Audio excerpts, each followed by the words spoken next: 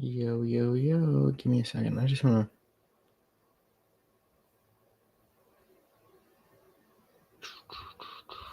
Oh, it did work. Look at that. All right, give me a second. Oh, that's pretty cool. Okay.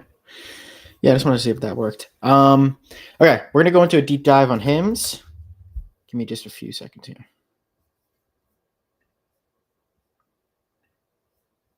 To clean this beat up. Okay.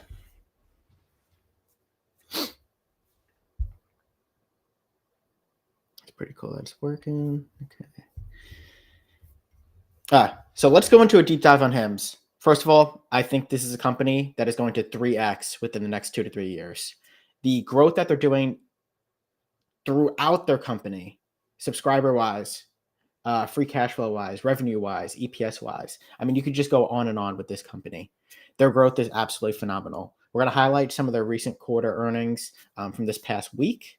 We're going to talk about their guidance for 2030 and what they guided in 2022 for 2025. So they've done this before, that 3 to 5 year out guidance. And as you can see with the chart here, it is just set up absolutely perfectly. Now with HIMS, you know there is going to be, if you traded HIMS before, if you watched HIMS, you know there's going to be pullbacks. Okay. I'm always looking to buy more pullbacks here. I have equity for this name. I'm looking to buy long-term calls for this name 2 years out. Absolutely phenomenal stock. So let's kind of go into the earnings that happened earlier this week. Okay. Kind of just made it through ChatGPT, so it made it a lot easier. Gave you guys a quick points here. So they delivered an impressive quarter one, revenue exceeding 111% year over year to 586 million, and their adjusted EBITDA hitting 91.1 million, both above expectations. Their subscriber base grew to 38%, and what you don't to 2.4 million subscribers. And what you don't see here is that their personalized subscriptions are at 60% now. And I think that's a big part of their company that a lot of people kind of shrug away as being part of their moat or part of their major growth in the industry. Now, their guidance for 2020 for next quarter did come in a little bit below estimates, which is perfectly fine. Okay. Because they still had inline guidance for the end of the year to be in line and or exceeding what they currently had for their 2025 guidance. Now, here's that very interesting part. Okay. Back in 2022, the company set a bold 2025 target of 1.2 billion in revenue, and they are now exceeding that goal by literally 2 times. They're doubling that goal from 3 years ago on what they're expected to have at the end of the year in revenue of around 2.3 to 2.4 billion. Same thing with their EBITDA of 295 to 335 million. And just quarter one alone, they had 91 million. They're expected to basically double that as well.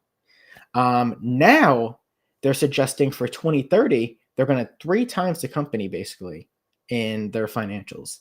They're expecting for 6.5 billion in revenue and 1.3 billion in adjusted EBITDA. That just screams excessive cash flow. That screams, obviously, their plan is working and they're executing on their strategy. And overall, they're going to be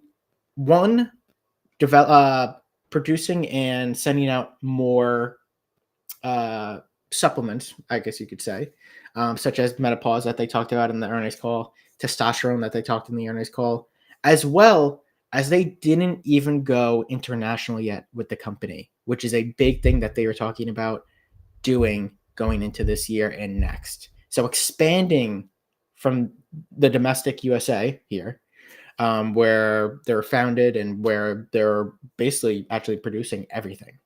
So this is going to be big for the company. They didn't even expand yet outside internationally, and they still haven't even, hit their, I would say, they still haven't hit their real true products yet. They still have so many more products that they're able to develop and be able to sell to people, just like the Amazon.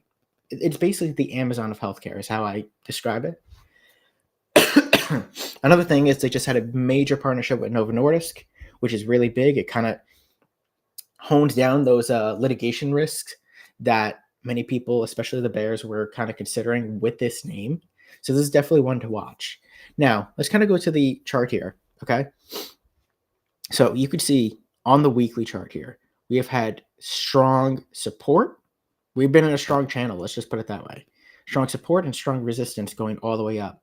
And I truly think by the end of this year, we're going to hit the top of this line, get a new all-time high over the 72.86 that we had in 2024. Actually, sorry, at the beginning of 2025, just basically 3 months ago.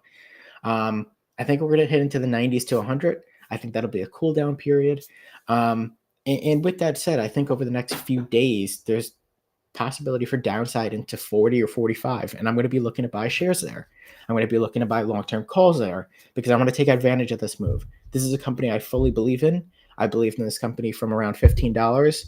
I said many, many times on many, many posts, on many, many videos of why I believe this company is going to exceed their expectations. And they have proven it time and time again, quarter and quarter again.